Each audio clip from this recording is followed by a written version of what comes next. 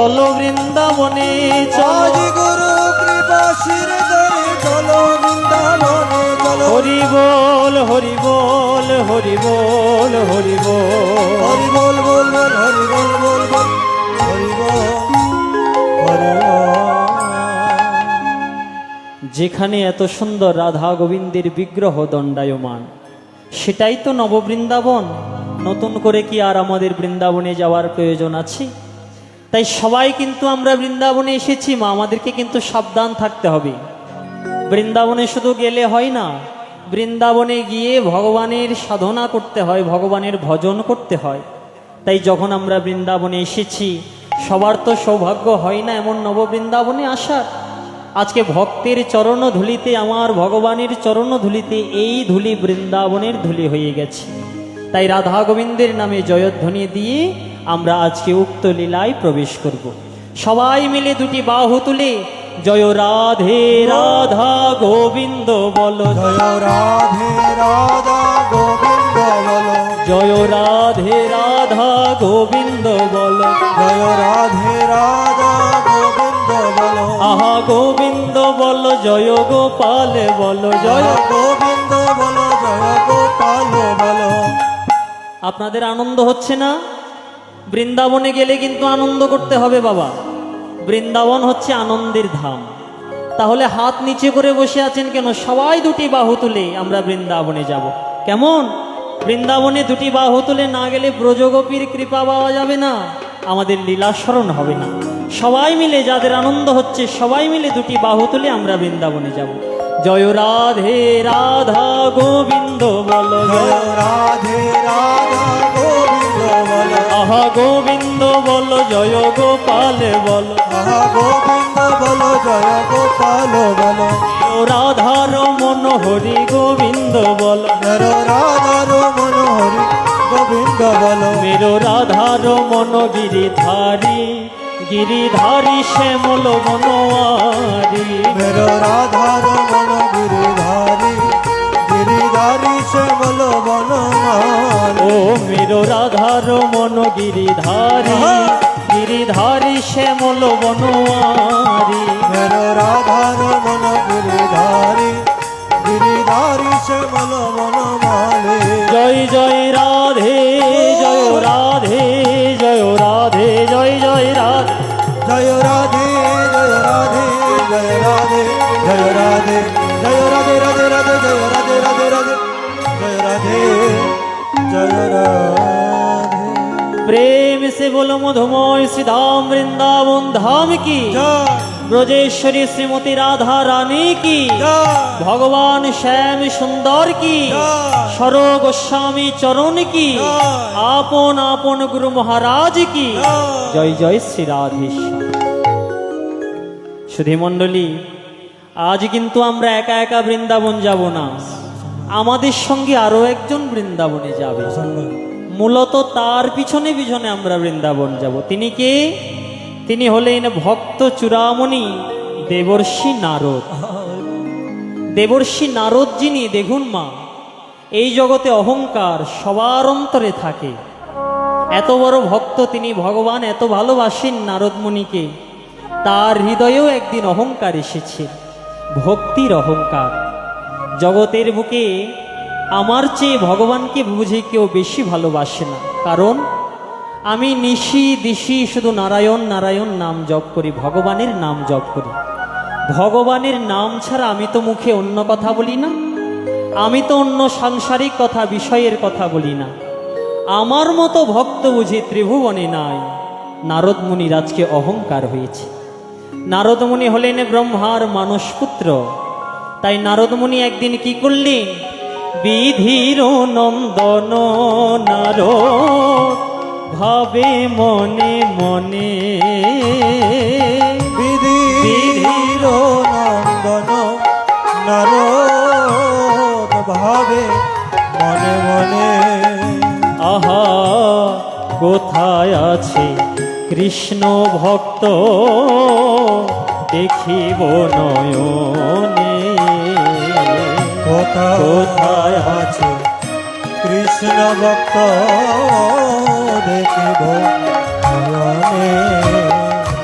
বলি আমি খুঁজে বেড়াইব, বলি আমি খুঁজে বেড়াইব, আমার মতো ভক্ত কোথায় আছে আমি খুঁজে বেড়াইব। আমার মতো ভক্ত কোথায় আছে আমি খুঁজে বেড়াইব। আমি তো বড় ভক্ত, কারণ আমি সব সময় বিনা যন্ত্রে আমার নারায়ণের নাম জপ করি। আমার মতো ভক্ত ত্রিভুবনে আর কে আছে আজকে আমি পরীক্ষা করে দেব। তাই নারদমুনি এত চিন্তি দেব ঋষি ঢেকিতে চাপিয়া,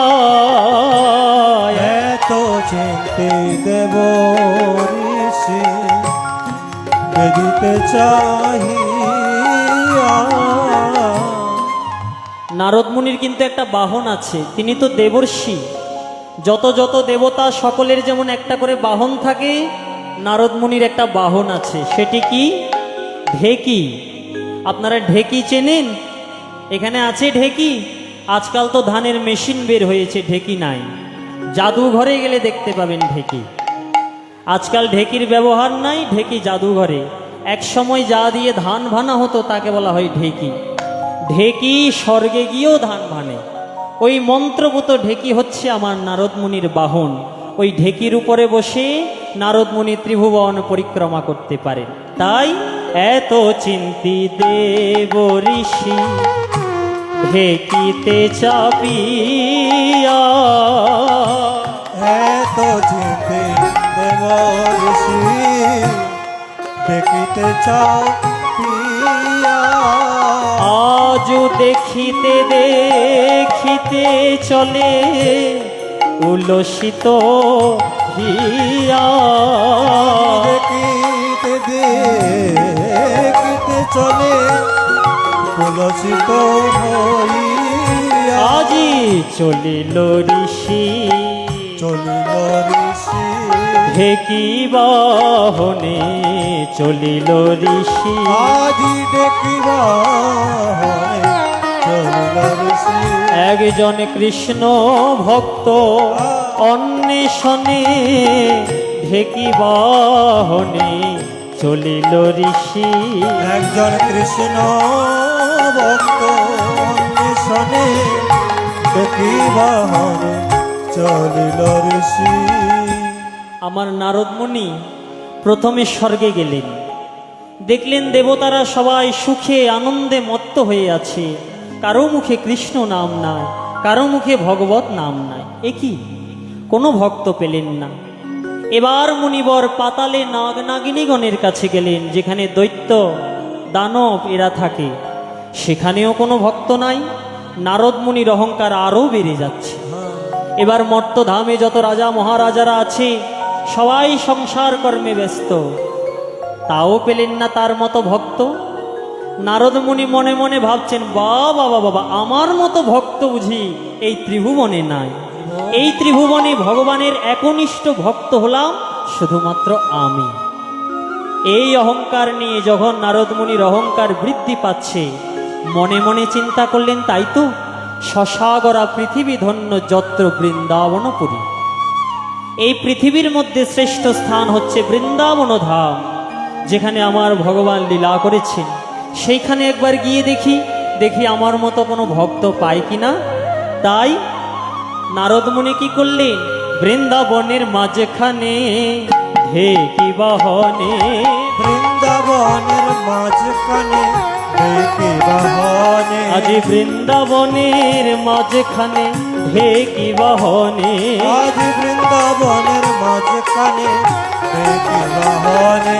দেখিতে দেখিতে ঋষি চলিল তখনে, দেখিতে দেখিতে ঋষি চলিল তখনে।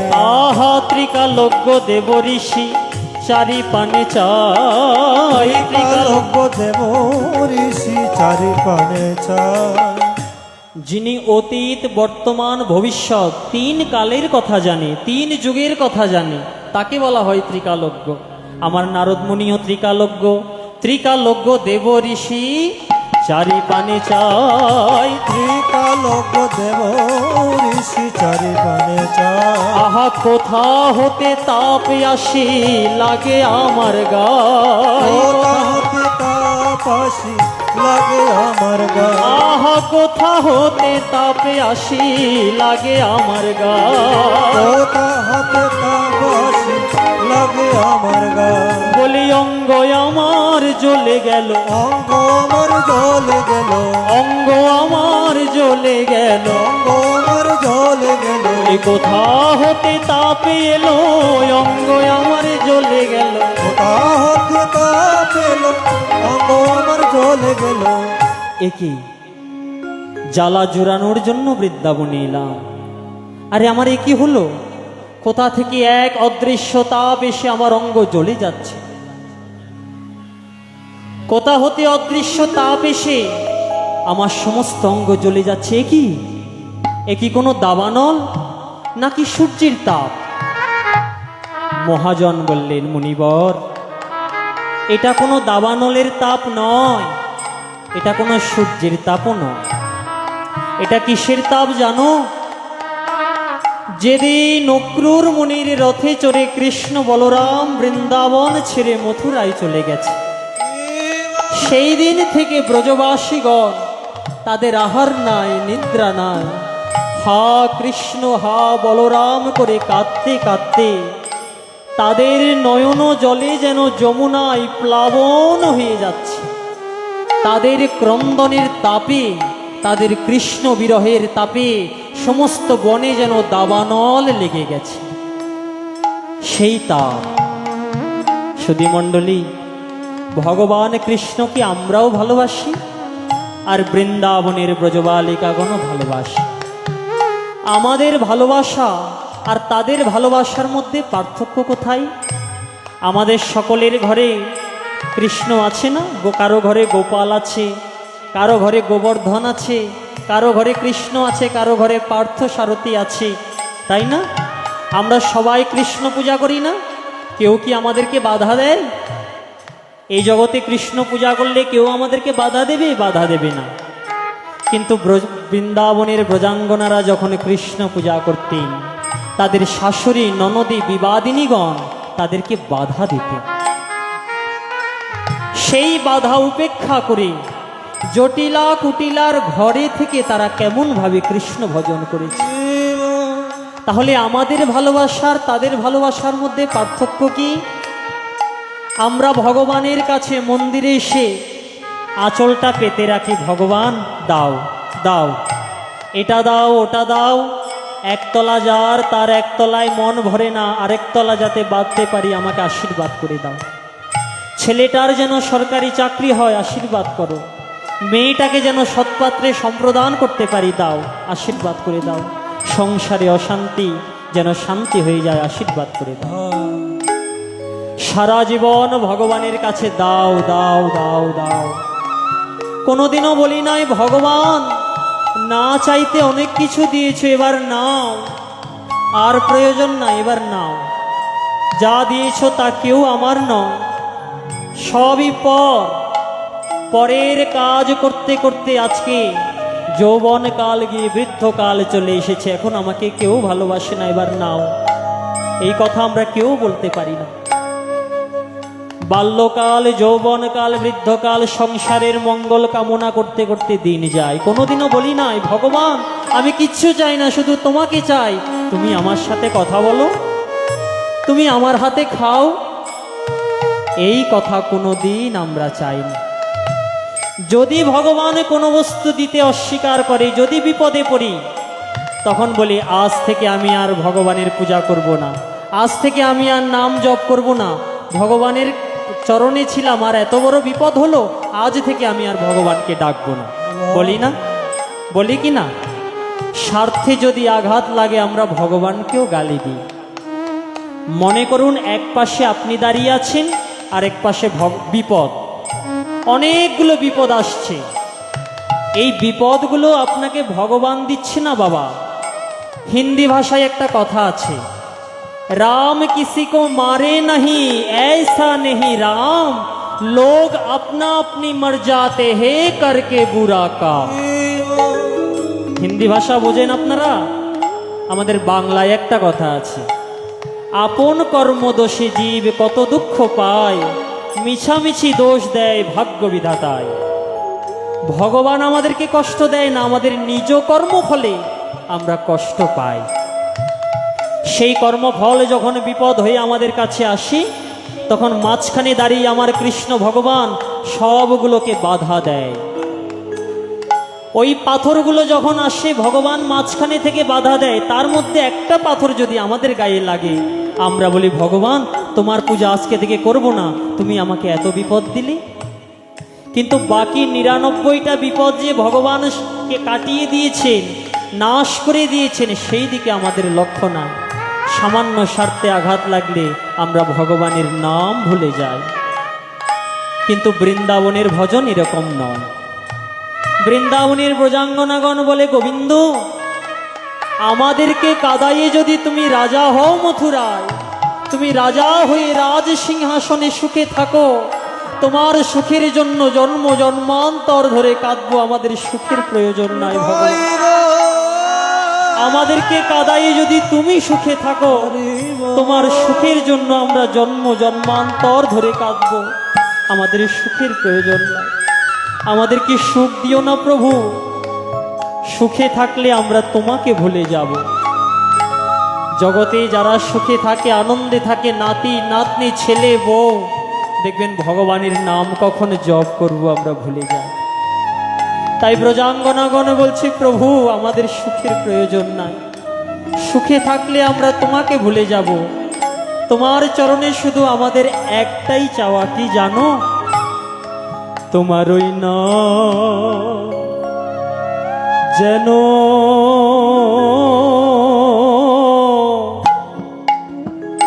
প্রভু ভুলি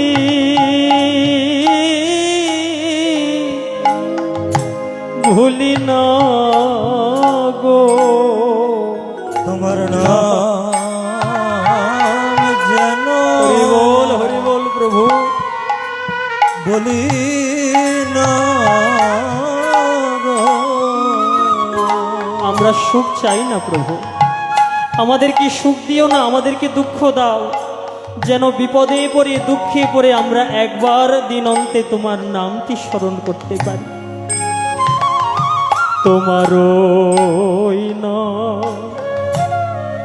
নামে যেন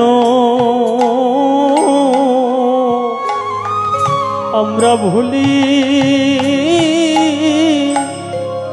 ভুলি না গো। তোমার নাম যেন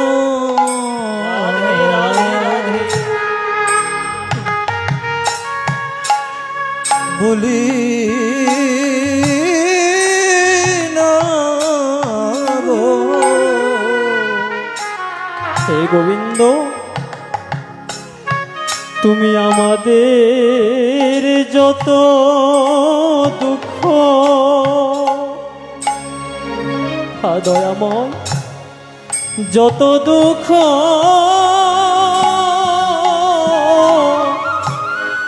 দাও না কেন, তোমার ওই নাম যেন আমরা ভুলি না গো। আমাদের যত দুঃখ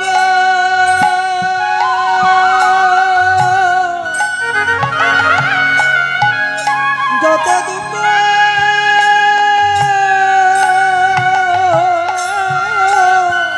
তাই গৌর হরিবল দাও না কেন, তোমাদের নাম যেন বলি না গো। সাধক রামপ্রসাদ তিনি কালী ভক্ত ছিলেন। তার ঘরে অন্ন নাই, ছেলে মেয়েগণ খেতে পারে না। তখন মা কালীর দাসী যারা জয়া বিজয়া তারা বলছে, মা তুমি এত নিষ্ঠুর, তোমার ভক্ত রামপ্রসাদ তোমাকে গান করে আনন্দ দেয়, আর তুমি তাকে এত অভাবের মধ্যে এত অনটনের মধ্যে রেখেছো। তুমি না রাজরাজেশ্বরী, তোমার না কোনো বস্তুর অভাব নাই, তুমি পারো না রামপ্রসাদকে রাজা বানিয়ে দিতে? তুমি এত নিষ্ঠুর মা। মা কালী বলছে, ওরে আমি যদিও রামপ্রসাদকে ধন সম্পত্তি দিতে চাই, কিন্তু সে তো আমার কাছে নিতে চাই না। সে তো কোনোদিন আমাকে বলে নাই, মা আমার অভাব আমাকে দে। কোনোদিন সে আমার কাছে চাই না, না চাইলে তো আমি দিতে পারি না।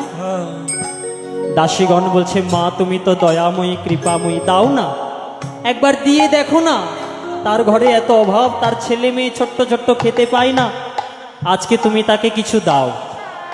তখন মা কালী কি করলেন, রাস্তার উপরে অনেকগুলো স্বর্ণ মুদ্রা রেখে দিলেন। আর রামপ্রসাদ রাস্তা দিয়ে চলার সময় দেখতে পাই, একই এতগুলো স্বর্ণ মুদ্রা, এগুলো কার? এগুলো কি আমি নিয়ে যাব? আমার ঘরে তো অন্ন নাই, আমার ছেলে মেয়ে আমার স্ত্রী উপবাসী আছে। এই অর্থ দিয়ে যদি তাদের উদর পূরণ করানো যায়, অর্থগুলো কি আমি নেব? সাথে সাথে রামপ্রসাদের মনে কে যেন চিৎকার করে বলছে, ওহে রামপ্রসাদ, তোর মনেও কামনা বাসনা চলে এসেছে রামপ্রসাদ। তুইও যদি রাজা জমিদার হয়ে যাবি, তবে মায়ের ও মা, যদি দালান কোঠায় রাখো মাগো, আমি পারবো না মা বলিতে, তাই চাই না মাগো রাজা হতে। ভক্ত কোনোদিন রাজা হতে চায় না, ভক্ত কোনোদিন ধন ঐশ্বর্য চায় না। তাই বৃন্দাবনে সকলের নয়নে জল দেখে, তাদের আহার নাই নিদ্রা নাই দেখে নারদ মুনির নয়নে জল এসেছে। নারদ মুনির অহংকার ভঙ্গ হয়ে গেছে। এরাই তো প্রকৃত ভক্ত, যারা 100 বছর ধরে ভগবানের কাছে কোনো চাওয়া পাওয়া নাই, ভগবানের জন্য আকুল হয়ে কাঁদছে। এরাই তো জগতে প্রকৃত ভক্ত। আমি আর কি ভক্ত হল? নারদ মুনির অহংকার চূর্ণ হলো, নিজ গর্ব হইল খর্ব, চলে দ্বারকায়। নিজ গর্ব হলো গর্ব, চলে দ্বারকায়। নিজ গর্ব চলে দ্বারকায়। বৃন্দাবনে প্রবেশ করে প্রথমে কাদেরকে দেখলেন? দেখলেন শ্রীদাম সখা, পটেতে আকাশ শ্যামের মূরতি করে। শ্রীদাম সখা মূরতি আকাশ শ্যামের মূরতি করে। বৃন্দাবনের শ্রীদাম সখা কি করছেন? একটা পট মানে ছবি নিয়ে সেখানে ভাই কানাইয়ার মূর্তি অঙ্কন করে নয়ন জলে বক্ষ প্লাবিত করে ছবির সঙ্গে কথা বলছে। দেখে শ্রীদাম সখা পটেতে আঁকা কানাইয়ার মূরতি করে। বলে শ্রীদাম সখা পটেতে আঁকা কানাইয়ের মূরতি করে। পাকা পাকা ফল কুড়ায়ে বলে ভাই কানাই খারে খারে। অরে কাটা দিগা পুরাই বলে ভাই কানা আয়া করে। বলে খারে আমার ভাই কানাইয়া, বলে কারে আমার ভাই কানাইয়া। আমি বহুদিন তোরে খাওয়াই নাই ভাই, খারে আমার ভাই কানাইয়া। বহুদিন তোরে খাওয়াই নাই ভাই, খাই রে আমার ভাই কানায়া। সখাগণ কাঁদছে। নারদ মুনি আরেকটু ভিতরে গেলেন। ভিতরে গিয়ে দেখতে পাইয়ে কি নন্দ পিতা জেলেছে চিতা প্রাণেতে জীবার তরে। বলে নন্দ পিতা জেলেছে সীতা প্রাণতে জীবার তরে। নন্দ মহারাজ একটা চিতা সাজিয়েছে। ব্রজবাসীগণ জিজ্ঞাসা করছে, নন্দ বাবা আপনি কার জন্য চিতা সাজিয়েছেন? তখন নন্দ বাবা বলছেন, মানুষ যখন মারা যায় আত্মীয় স্বজন তার চিতা সাজায়, আর আমি নিজের চিতা নিজে সাজাইছি। কেন জানো? আমার দেহ ছেড়ে যখন প্রাণ পাখি চলে যাবে সেদিন আমার পুত্র গোপাল, সে তো এখন দ্বারকায় রাজা, তার কত দায়িত্ব, তার কি সময় থাকবে এসে চিতা সাজানোর জন্য?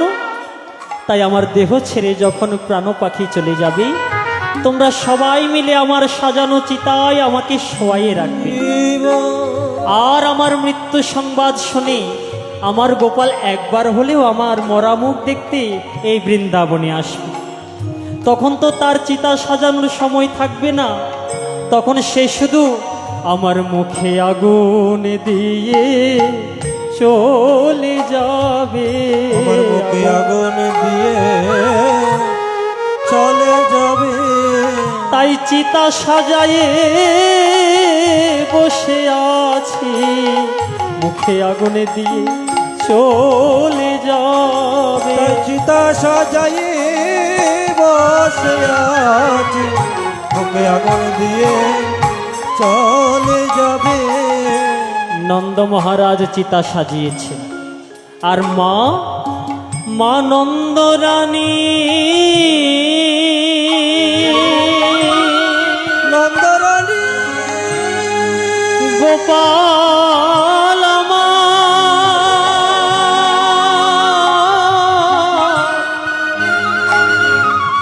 প্রাণ গোপাল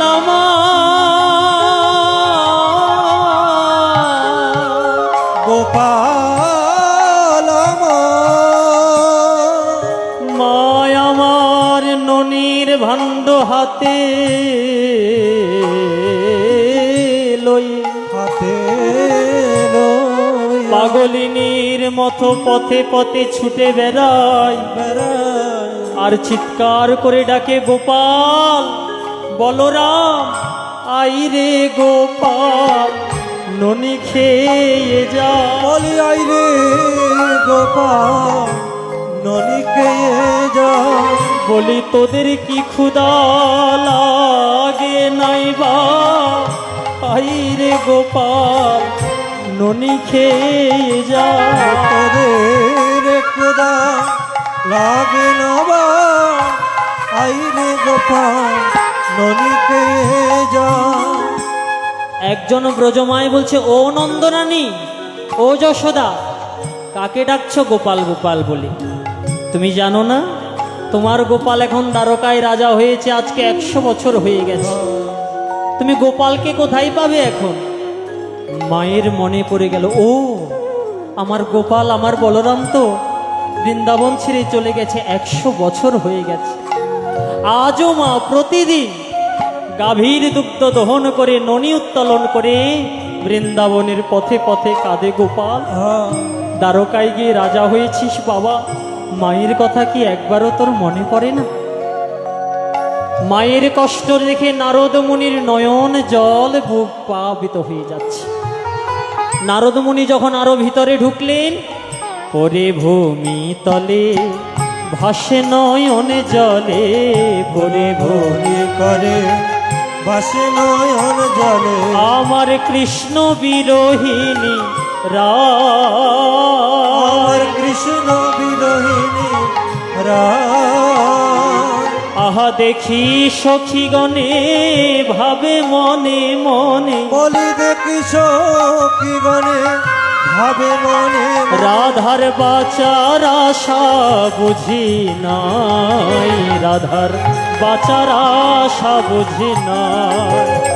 বলি রাধার বাছা রাছা বুঝি না বলি রাধার বাছা আশা বুঝি না। শ্রীমতী রাধারানীর 100 বছর কৃষ্ণ বিরহ। এখন রাধারানীর দশমী দশা, কৃষ্ণ বলে বলে কাঁদছেন। সখীদেরকে ডেকে বলছে, সখী আজ যাব কাল ফিরে আসবো বলে আমার প্রাণনাথ এই ব্রজ ছেড়ে চলে গেছে। কাল কাল করে কত সপ্তাহ গেল, সপ্তাহ সপ্তাহ করে কত মাস গেল, মাস মাস করে 100 বর্ষ পূর্ণ হলো, আমার গোবিন্দ তো বৃন্দাবনে এলো না। তাই রাধারানী কাছে কেমন ভাবি, বলি কাল বলি কালা গেল মধুপুরে, সেকালের আর কয়দিন বাকি। কাল বলি কালা গেল মধুপুরে, সেকালের আর কদিন বাকি। সখীরে কাল বলি কালা গেল মধুপুরে, সেকালের আর কয়দিন বাকি। বলি কাল বলি কালা গেল মধুপুরে, সেকালের আর কদিন বাকি। আমার যৌবন সাগরে সরিতেছে ভাটা, তাহারে কে মনে রাখি। আমার যৌবন সাগরে করিতেছে বাটা, তাহারে কে মনে রাখি। সখী গেলে যৌবন আর আসে না, সখী গেলে যৌবন আর আসে না।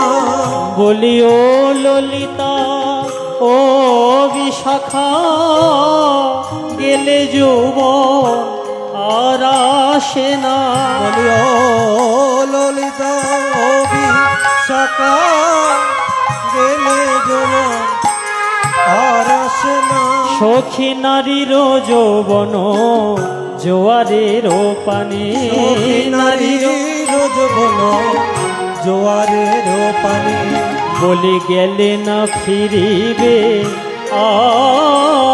বলি গেলে না ফিরিবে আহা জীবন থাকিলে বধুয়া মিলিবে। বলি জীবন থাকিলে বধুয়া মিলিবে। তু যৌবন মিলানো ভার রে সখী, যৌবন মিলানো ভার। সখী যৌবন মিলন ভার, সখী যৌবন মিলন ভার। আচ্ছা, রাধা গোবিন্দ প্রেম সেটা তো দেহদৈহিক প্রেম নয়, আত্মার সঙ্গে পরমাত্মার প্রেম।